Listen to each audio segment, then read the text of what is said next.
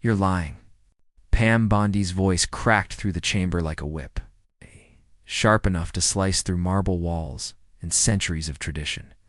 The words ricocheted across the hall, echoing louder than the gavel, louder than reason itself. For a split second, time froze. Pens stopped moving. Reporters jolted upright. The flashbulbs of cameras burst like fireworks. Gasps swirled across the rows of onlookers.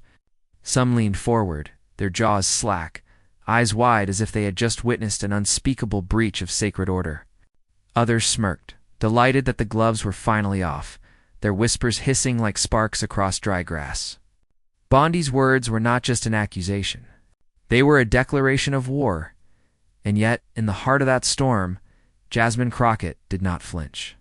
Her shoulders stayed squared, her expression serene. Her eyes locked on Bondi's with a steady gaze that seemed to say, "You may raise your voice, but you will not shake my truth." The contrast was cinematic. Bondi's face flushed red, her hands slamming the desk in frustration. The fire in her voice threatening to scorch the air itself.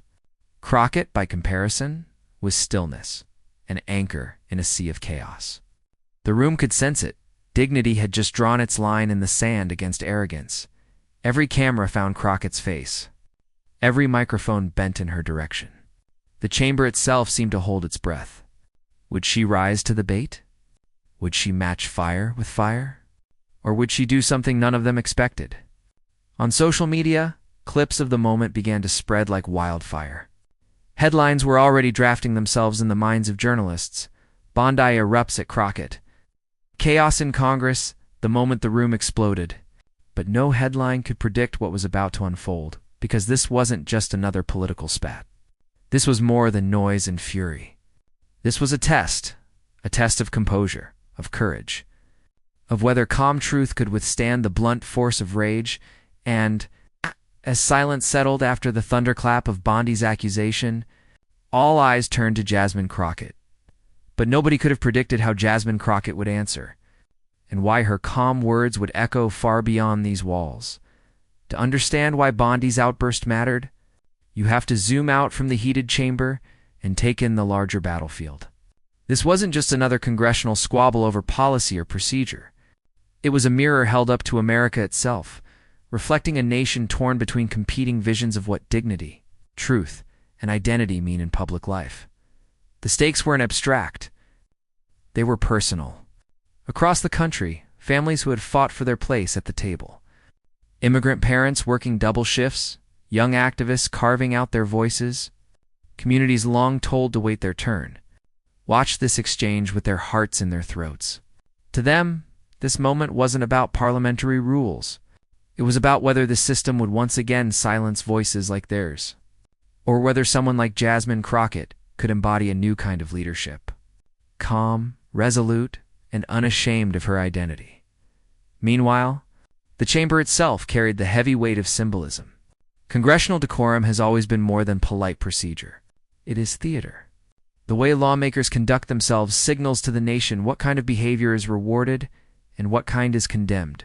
When Bondi's voice thundered with accusation, she wasn't just attacking Crockett. She was testing whether volume and hostility would once again be permitted to drown out dignity. The audience outside those walls knew this story already.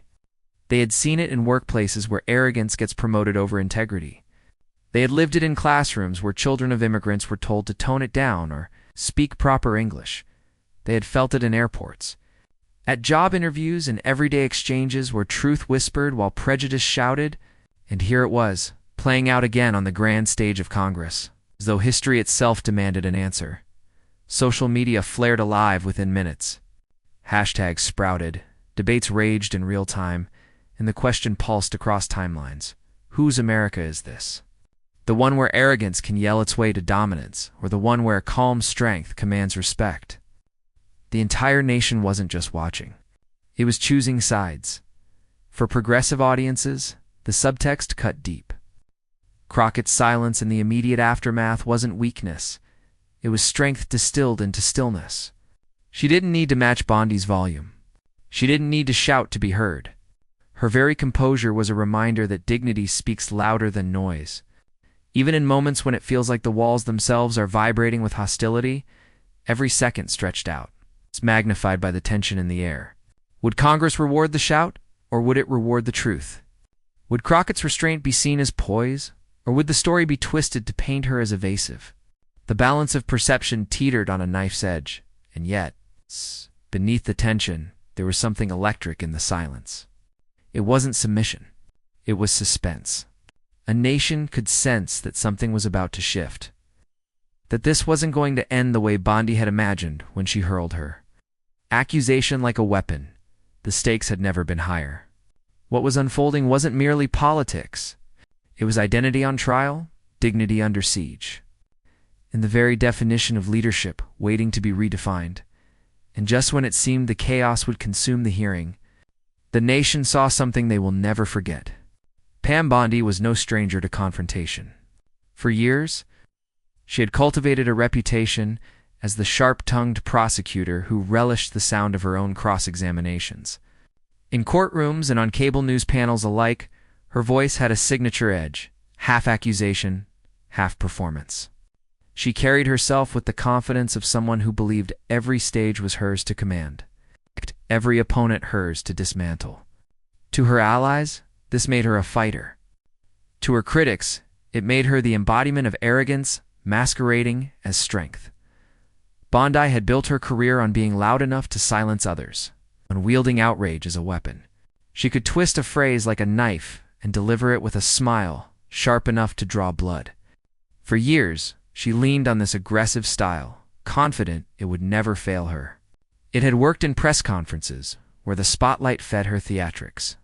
It had worked in high-profile cases, where her sound bites traveled further than the details of the law. And it had worked in politics, where the spectacle of fury often outshone the substance of truth, but beneath the performance lay a trail of contradictions. While she positioned herself as a crusader for justice, her record told a more complicated story.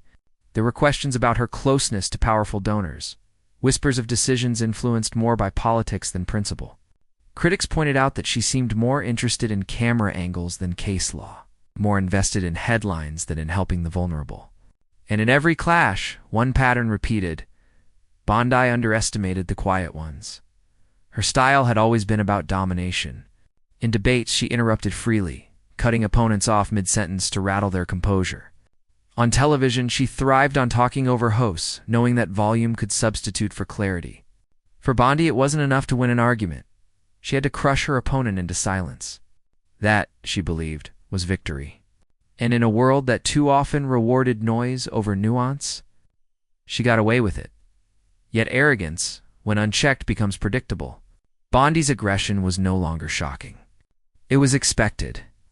Her rivals knew the playbook: raise the volume, dismiss the facts, lean into outrage. And while this performance had toppled weaker adversaries in the past, it also blinded her to those who would not be rattled. Time and again, she mistook composure for weakness, mistook patience for lack of preparation. It was a mistake that would soon cost her dearly. Her outburst at Jasmine Crockett was not born in isolation. It was the natural extension of a career defined by believing intimidation could replace persuasion. She had spent years sharpening her voice into a blade, but in doing so, she dulled her ability to see when the blade would break against something stronger. Even her allies sometimes winced at her approach. There were moments when her anger seemed less about the issue at hand and more about proving she could dominate the room. Those moments made for viral clips, yes, but they also revealed the cracks in her armor. Instead of persuasion, what shone through was insecurity cloaked in volume. Instead of reason, what lingered was the image of a woman trying too hard to win the spotlight in the chamber that day. Those patterns repeated like a script she couldn't abandon. When she shouted, "You're lying!" at Crockett, it was the same play she had always run: overwhelm the opponent, seize the attention, force the narrative. What she didn't realize, what she could never realize, was that the rules had shifted. This was not a cable news panel where time limits forced rushed answers. This was not a courtroom where theatrics could sway a jury. This was Congress, with the nation watching. And across from her sat a woman who had weathered storms far fiercer than Pam Bondi's temper. Bondi believed she could rattle Crockett the way she had rattled others. She believed her raised voice would cast doubt, that her accusation would frame Crockett as defensive. She believed that volume could once again masquerade as victory. But arrogance, like a storm, eventually meets a mountain.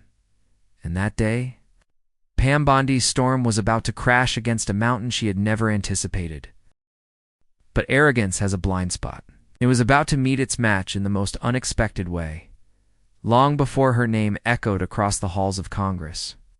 Jasmine Crockett understood what it meant to fight for space in rooms that were not built with her in mind. Born into a working-class family, she grew up watching her parents struggle with the unspoken rules of a society that often judged them before they spoke. Her earliest lessons weren't delivered in classrooms or textbooks. They were learned at dinner tables, in neighborhoods where opportunity felt like a lottery ticket. In moments where silence was safer than speaking up, but Jasmine was not built for silence. She carried with her a quiet determination that refused to be extinguished. She saw how her family's sacrifices, their insistence on dignity in the face of dismissals, shaped her own compass. Where others might have learned to shrink, Jasmine learned to stand. She would later say that her childhood gave her a truth no one could shout down, that dignity is not something you are granted by others. It is something you claim for yourself. In school, she encountered the predictable doubts. Teachers who underestimated her, peers who sneered at her ambition, the subtle ways society signals to young women of color that leadership is reserved for someone else. But Jasmine treated every dismissal as fuel. While others told her what she couldn't be, she quietly prepared to prove them wrong. Her path led to law school, where she stepped into lecture halls with the same steady composure that would one day define her on the congressional floor. Surrounded by the aggressive cadence of those who believed their backgrounds guaranteed them success. Jasmine brought something different. She didn't rush to dominate debates. She dissected them. She didn't drown out opposing voices. She listened and then responded with precision. Her classmates underestimated her, just as so many would in her political life. And yet, time and again, she rose to the top, not by shouting, but by refusing to be shaken. As a lawyer, she chose not the lucrative path of corporate law, but the grueling trenches of public defense. Day after day, she represented those who had no one else. Immigrants facing deportation, families torn apart by systemic bias, young people caught in cycles of poverty and policing. She saw the faces of America that powerful figures like Pam Bondi rarely had to look at. And she carried those stories with her, knowing that every courtroom battle was about more than one case. It was about the dignity of people too often dismissed as expendable. It was here that her calm strength was forged. Clients broke down in her office, terrified of losing everything, and Jasmine became the anchor. Judges tried to rush her, prosecutors tried to intimidate her, but she learned the power of breathing through the storm. Each case was a rehearsal for the day she would sit in Congress.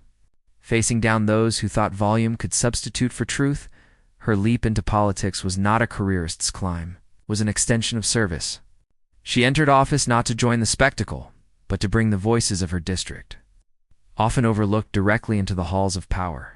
She brought with her the lessons of her past, the dignity of her parents' resilience, the fire forged in underestimated classrooms, the compassion carved from public defense. In every hearing, in every debate, she carried not just her own story, but the stories of those who had entrusted her with their hopes. And perhaps most importantly, she carried herself with a composure that was radical in its defiance.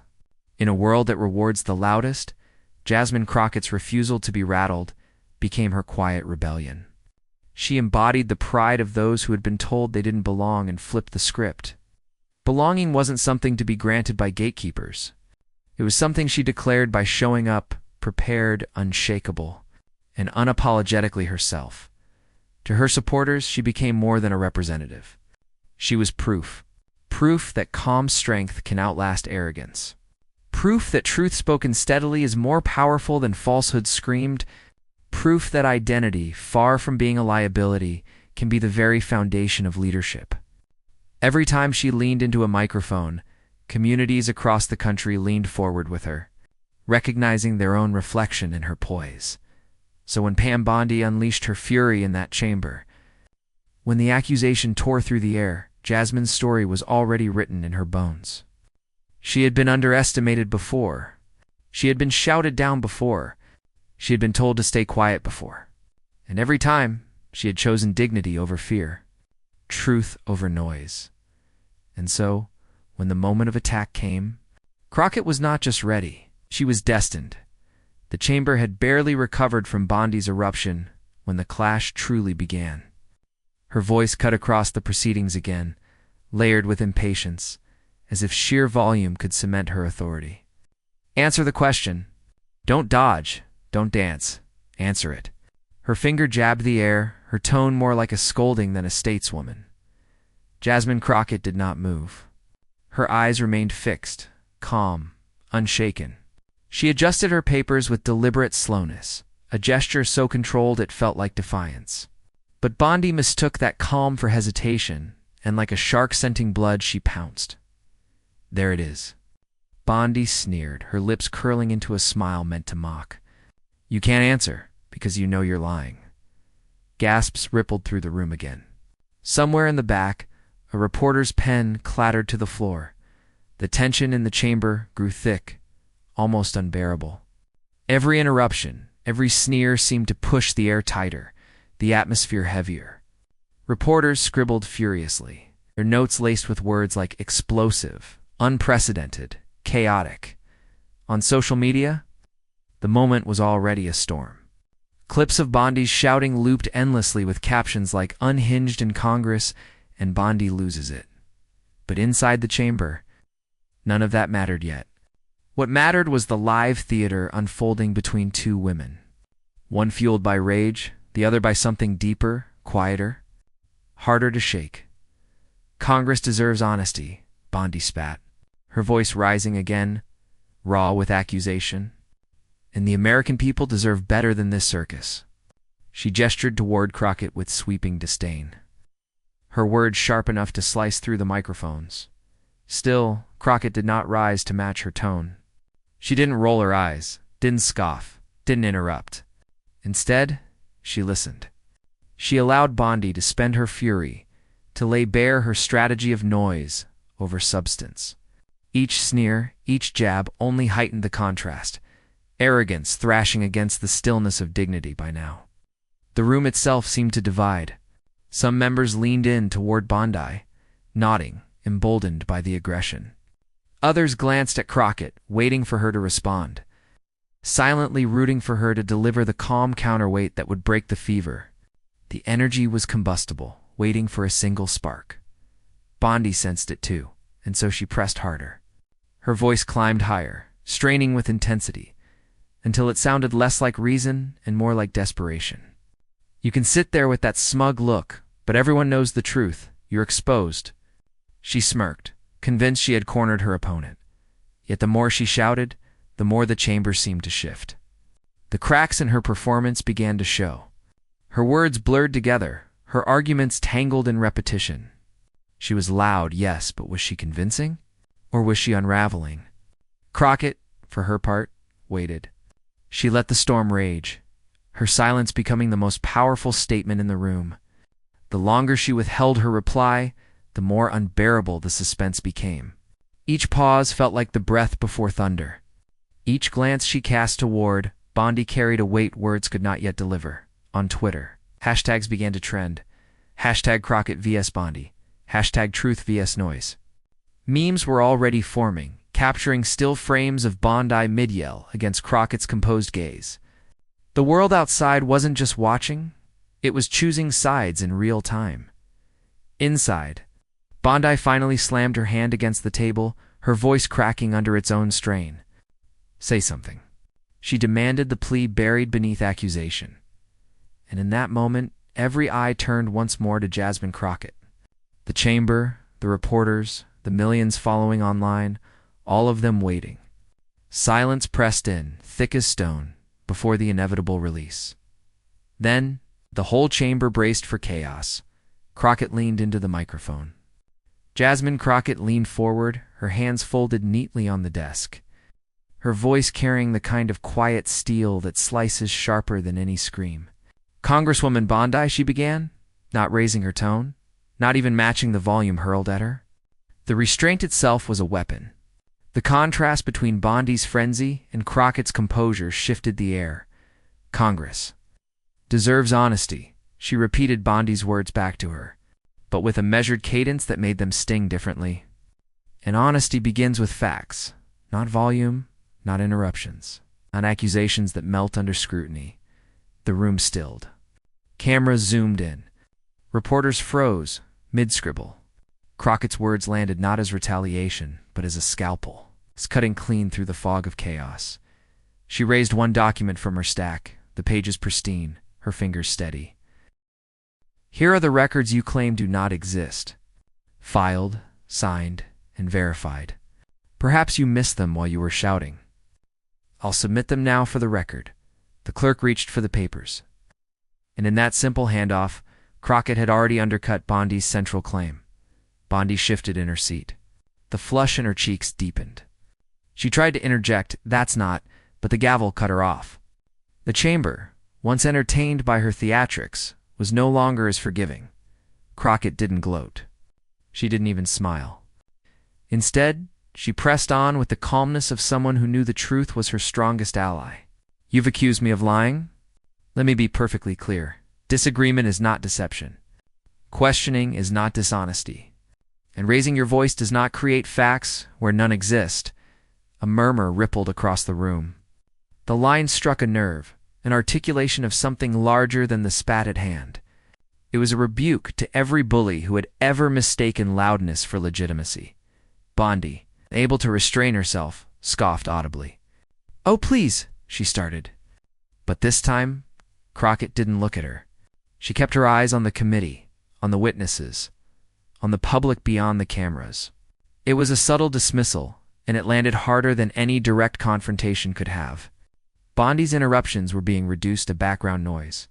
Crockett reached for another sheet of paper. "You've cited reports selectively.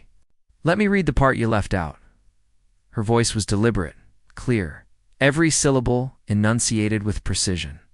She read the passage aloud, and as the words rolled into the microphone, it was Bondi's credibility, not Crockett's, that began to unravel. The omission wasn't minor. It was damning. The chamber reacted audibly this time. A gasp here, a whispered, "Wow, there." Even some of Bondi's usual allies shifted uncomfortably in their seats. She had walked in convinced she could dominate with bravado. Now her arguments were collapsing under the weight of their own distortions. Crockett paused, letting the silence work for her. She looked around the room, her gaze steady, before continuing. "We can have disagreements. We can argue policy. But when you stand here and call me a liar, you don't just insult me, you insult the people who sent me here. You insult every immigrant family who taught their children that honesty matters. Every voter who entrusted me with their voice. Every community that has lived with too much noise and not enough truth." Her words reverberated, deeper than the walls of the chamber. They reached into living rooms, into workplaces, into the hearts of viewers who had lived those very experiences. She wasn't just defending herself, she was defending them. Bondi tried again to cut in, but her interjection fell flat. The rhythm of the exchange had shifted. The crowd energy, palpable now, flowed toward Crockett. Every second she spoke seemed to amplify her presence. While Bondi's shrill protest shrank in significance, Crockett leaned in closer to the microphone. Her voice lowering, drawing the chamber with her. "The truth," she said softly, "doesn't need to yell." Silence. Heavy, thick, profound. It wasn't just the absence of Bondi's interruptions. It was the collective intake of breath from everyone witnessing the moment. It was the kind of silence that marks a turning point. The instant people know, they will remember for years. Bondi sat back, her jaw tight, eyes flashing with frustration. She had walked into the hearing believing she could bulldoze her way to dominance. Instead, she found herself diminished, not by theatrics, not by counter-yelling, but by the steady weight of truth delivered without flinching. Crockett wasn't finished. She lifted her chin, her voice carrying the resonance of lived experience. I don't fear your accusations, because I've faced worse. I've been doubted before. I've been underestimated before. And every single time, the truth has carried me further than any lie ever could. The words weren't shouted, but they hit like thunder. Reporters' fingers flew across keyboards. Tweets exploded with phrases like Crockett's Clapback and truth versus noise. The balance of the hearing had tipped irrevocably. Bondi looked as if she wanted to respond again. But the chamber wasn't with her anymore. Every attempt to regain ground only underscored her loss. The louder she grew, the more isolated she became. And then came the line that sealed it. The mic drop that would play on repeat across every platform. Crockett leaned into the microphone one last time, her eyes steady, her tone unshakable. Congresswoman, the difference between us is simple. You perform for headlines, I serve for the people, and the people can tell the difference. It was devastating in its simplicity. A single sentence that reframed the entire clash, that distilled arrogance and dignity into a clear contrast. The chamber erupted, not in chaos, but in the audible shift of momentum. Applause threatened to break decorum, murmurs surged. And even those who had doubted Crockett moments before found themselves nodding. Bondi leaned back. Visibly rattled, her earlier confidence now a brittle facade. She had been outmatched, not in volume, but in substance. Crockett, calm as ever, gathered her papers. As if she had simply done her job. No gloating, no theatrics, just the unshakable confidence of someone who had let truth do the work. And while her words silenced the chamber, their echo was only beginning. The silence that followed Jasmine Crockett's mic drop barely lasted a heartbeat before the outside world erupted. By the time the hearing adjourned, the first clips were already flying across social media. Within an hour, hashtag Crockett Clapback had climbed into the top 10 trending hashtags. By evening, it was number 1. The video replayed again and again. Crockett leaning forward. Her voice calm, her words precise. TikTok edits layered her line. The truth doesn't need to yell. Over slow motion shots of Bondi's scowl, cut with reaction memes of wide-eyed astonishment. On Twitter, users swapped GIFs of jaws dropping and wrote captions like, "This is how you shut down a bully without raising your voice." Late-night comedy hosts couldn't resist. One opened his monologue with, "Pam Bondi brought a megaphone." But Jasmine Crockett brought receipts and dignity. The audience roared. Another joked Bondi tried to audition for reality TV. But Crockett reminded her this was Congress, not cable drama. Clips of these jokes went viral on YouTube, adding another layer of amplification to the moment. Commentators, across the political spectrum, scrambled to frame the exchange. Progressive outlets hailed it as a watershed. In an era defined by noise, Crockett proved that calm can still carry the day, one columnist wrote. Community leaders echoed the sentiment, praising her as a symbol for immigrant families and marginalized voices who often feel drowned out by the powerful. She showed us, one activist tweeted, that you don't need to scream to be heard. You just need truth on your side. Even some moderates who rarely engage with political theater found themselves sharing the clip. One viral Facebook post read, "I don't usually watch hearings, but I just watched Jasmine Crockett dismantle arrogance in real time. That's what leadership looks like." The post racked up hundreds of thousands of likes. Bondi's defenders scrambled. Conservative talk shows tried to spin the moment, insisting Crockett had been overly rehearsed or playing for the cameras. But the more they complained, the smaller they sounded compared to the tidal wave of attention Crockett's composure was receiving. Every attempt to smear her seemed only to reinforce the contrast between Bondi's bluster and Crockett's calm dignity. Meanwhile, Crockett's supporters leaned in. TikTok creators remixed her line with music drops, turning it into anthem-like edits. One viral video paired her quote with a gospel choir captioned, "The truth doesn't need to yell, amen." Another featured immigrant families reacting together, nodding proudly at the screen. It was no longer just political commentary. It was cultural affirmation. News panels devoted entire segments to the hearing. Analysts called it a defining moment of tone in American politics. "We are witnessing a shift," one pundit remarked. For years, the loudest voices have dominated the narrative. Tonight, we saw the possibility of something else. Dignity is power. The ripple effects spread offline too. College students quoted Crockett in classrooms. Community centers printed posters with her words. At rallies, chants began to emerge. Calm is power. Calm is power. The resonance was unmistakable. Crockett's reply wasn't just a defense. It was a declaration that dignity could still triumph in a world addicted to noise. And then came the memes. Screenshots of Bondi's stunned expression were paired with captions like, "When you realize receipts don't lie, or volume does not equal." Victory. Instagram accounts racked up millions of views compiling reaction reels. The cultural imagination had latched onto the exchange not just as a political moment, but as an archetype, arrogance undone by poise. For many who had grown tired of political shouting matches, Crockett's calm presence was a relief. One viral comment read, "Finally, someone who sounds like they actually care about people, not just headlines." That sense of authenticity gave the moment legs far beyond the news cycle. Bondi, for all her attempts to recover, was left overshadowed. Every interview she gave afterward was dissected against the viral clip. Each time she raised her voice, commentators couldn't help but juxtapose it with Crockett's steady tone. The contrast had crystallized, and once seared into the public mind, was impossible to reverse. By the week's end, journalists were calling it a turning point. This was more than a clash of personalities, one editorial concluded. It was a referendum on how America wants to be spoken to, through noise or through truth. The impact wasn't just external validation. It was deeply personal for many viewers. Immigrant parents told their children, "This is why we came here. To see someone who looks like us, who carries herself with dignity, rise above the noise." Activists shared it at organizing meetings. Teachers showed it in classrooms as an example of how to win an argument without losing your composure.